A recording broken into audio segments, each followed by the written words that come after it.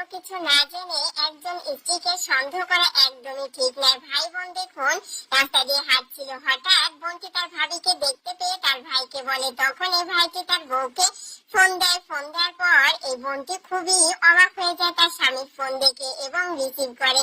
এই বোনটিকে জিজ্ঞেস করে তার স্বামী সে কোথায়। তখন এই বোনটি মিথ্যা কথা বলে সে বাসায় আছে। তখন দেখুন এই স্বামী তার বউ যে মিথ্যা কথা বলতেছে তার কোনো প্রতিবাদ করে না, কারণ সে দেখতে চায় আসলে তার বউ কার সাথে দেখা করতে যায়। দেখুন এই ভাইটি ফোনটা রেখে দিল। তখন তার বোন দেখুন বিভিন্ন ধরনের কথা বলতে লাগলো। তখন এই ভাইটি দেখুন চলে গেল, আর চলে গেল কিন্তু সে একেবারে গেল না, সে তার বউয়ের পিছু নিল এবং দেখুন তার বউয়ের পিছু নিতে নিতে তার দিকে যাচ্ছে। আর এদিকে এই বোনটি কোনো কিছুই বুঝতে পারলো না যে তার স্বামী পিছু পিছু আসছে। এক পর্যায়ে এই ভাইটি দেখতে পেল তার বউ একটা বাসার সামনে এসে বাসার ভিতরে ঢুকলো। আসলে এই বাসাটি একটা বৃদ্ধাশ্রম। এই ভাইটি খুবই অবাক হলো। আর এই বোনটি দেখুন তার মায়ের কাছে এসেছে। তার মা অনেক গরিব, তার মাকে বৃদ্ধাশ্রমে রেখে গিয়েছে। তার স্বামী শ্বশুর বাড়ির লোকজনকে কাউকেই বলে নাই, কারণ তার মায়ের কারণে যদি তার সংসার ভেঙে যায়। দেখুন মায়ের সাথে গল্প করতেছে, আর মায়ের জন্মদিন বলে এইরকম গিফট নিয়ে এসেছে, কেক নিয়ে এসেছে। আর এই সমস্ত কথা এই ভাইটি দরজার বাহিরে থেকে শুনতে পেল এবং সে খুবই কষ্ট পেল এবং অবাক হলো। তার সাথে তার বউ কোনো কিছুই শেয়ার করেনি। তারপরে এই ভাইটি চলে গেল। এই বোনটি বাজারে গিয়েছিল কিছু বাজার করতে, তার মাকে রান্না করে খাওয়াবে এবং বিভিন্ন ধরনের ফল নিয়ে এসে খাওয়াবে।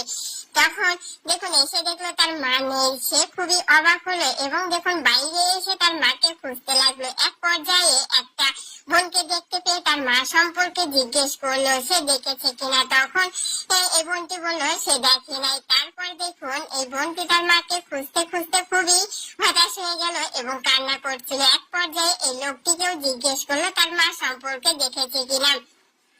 যখন তার মাকে না পেল দেখুন সে অসহায়ের মতো রাস্তার মধ্যে বসে পড়লো এবং কান্না করতে লাগলো তার মায়ের জন্য, কারণ সে তার মাকে খুবই ভালোবাসে।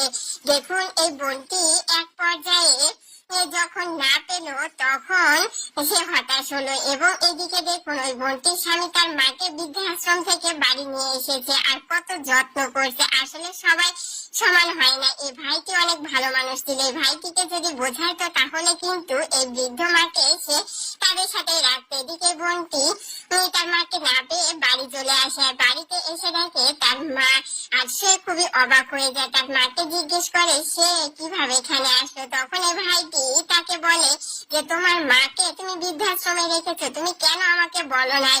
তোমার মা এত কষ্ট করে বৃদ্ধাশ্রমে থাকে, ময়লা কাপড় চোপড় পরে থাকে, কত কষ্ট করে। তুমি যদি আমাকে একবার বলতে তাহলে কি আমি রাখতাম না আমাদের সাথে? তোমার মা মানে তো আমার মা। তখন এই বোনটি খুবই ভয় পেল এবং তার স্বামীকে বললো তুমি যদি আমাকে তোমার সংসারে না রাখো আর তোমার সাথে না রাখো, এই ভয়ে আমার মার কথা আমি বলি নাই। দেখুন একজন হাজবেন্ড যদি তার বউকে ভালোবাসে এবং তার শ্বশুর বাড়ির লোককে ভালোবাসে তাহলে কিন্তু সে মেয়েটা খুবই খুশি হয়ে যায়।